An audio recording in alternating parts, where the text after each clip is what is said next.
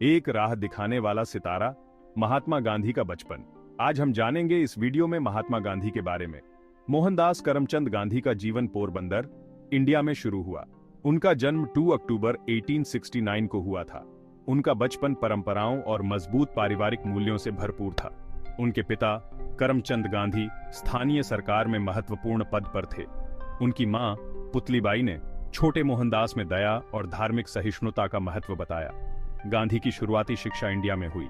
वो एक शांत और शर्मीले छात्र थे, लेकिन ज्ञान की प्यास थी। 13 साल की उम्र में उनकी शादी कस्तूरबा मखनजी से हुई। 18 साल की उम्र में लॉ की पढ़ाई करने इंग्लैंड गए। इस यात्रा ने उनके जीवन में महत्वपूर्ण मोड़ लाया। उन्होंने साउथ अफ्रीका में एक इंडियन लॉ फर्म में नौकरी स्वीकार की। यह फैसला उन्हें नस्लीय भेदभाव का सामना करने और सक्रियता की लॉ को प्रज्वलित करने के लिए प्रेरित करेगा। अपने उद्देश्य की तलाश, साउथ अफ्रीका में गांधी। 1893 में गांधी के साउथ अफ्रीका पहुंचने ने उनके जीवन के एक महत्वपूर्ण अध्याय की शुरुआत की। रंगभेद की दमनकारी व्यवस्था के तहत भारतीयों द्वारा सामना किए जा रहे नस्लीय भेदभाव को उन्होंने तुरंत भांप लिया। एक ट्रेन यात्रा के दौरान वैध टिकट होने के बावजूद उन्हें जबरन फर्स्ट क्लास डिब्बे से उतार दिया गया। इस घटना ने उनकी आत्मा में आग लगा दी। इस अनुभव ने गांधी को साउथ अफ्रीका में व्याप्त अन्याय से अवगत कराया। इसने समानता और न्याय के लिए लड़ने के उनके दृढ़ संकल्प को और मजबूत कर दिया। साउथ अफ्रीका में ही गांधी ने सत्याग्रह के अपने दर्शन को विकसित किया। गांधी ने विरोध प्रदर्शन, बहिष्कार और शांतिपूर्ण प्रदर्शन आयोजित किए। 21 साल तक गांधी ने साउथ अफ्रीका में रहे और उत्पीड़ित लोगों के लिए आशा की किरण बन गए। उनके साहस और दृढ़ संकल्प ने लाखों लोगों को प्रेरित किया और भारत के स्वतंत्रता आंदोलन की नींव रखी। आजादी की लड़ाई, गांधी की भारत रिटर्न। 1915 में महात्मा गांधी भारत लौटे, एक ऐसा देश जो ब्रिटिश शासन से आजादी के लिए तरस रहा था। वह अपने साथ ट्रूथाग्रह का पावरशाली हथियार लेकर आए थे, जिसे साउथ अफ्रीका की आग में तराशा और परखा गया था। गांधी के आगमन ने पूरे देश में आशा की एक चिंगारी जला दी। उनके अहिंसक प्रतिरोध के संदेश से प्रेरित होकर हर वर्ग के लोग उनके पीछे रैली करने लगे। गांधी के नेतृत्व ने भारतीय स्वतंत्रता आंदोलन को एक जन आंदोलन में बदल दिया। वह एकता की शक्ति को अंडरस्टैंडिंग देते थे और उन्होंने सभी वर्गों के लोगों, किसानों, मजदूरों, छात्रों और बुद्धिजीवियों को आजादी की लड़ाई में शामिल होने के लिए प्रेरित किया। उन्होंने ब्रिटिश साम्राज्य के अधिकार को चुनौती देने वाले कई अहिंसक अभियानों की शुरुआत की।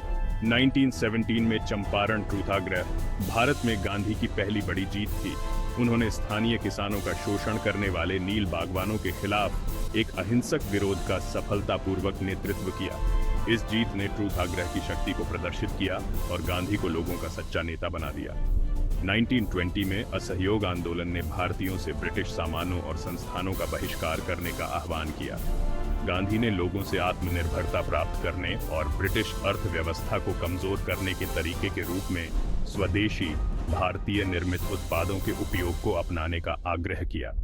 इस आंदोलन में व्यापक भागीदारी देखी गई, जिसने ब्रिटिश शासन की नींव हिला दी। शांति की ताकत, गांधी का ट्रूथाग्रह फिलॉसफी। महात्मा गांधी के दर्शन के केंद्र में ट्रूथाग्रह था, एक ऐसा पावरशाली हथियार जो शारीरिक बल से परे था। यह सत्य, अहिंसा और आत्मपीड़ा में गहराई से निहित एक दर्शन था।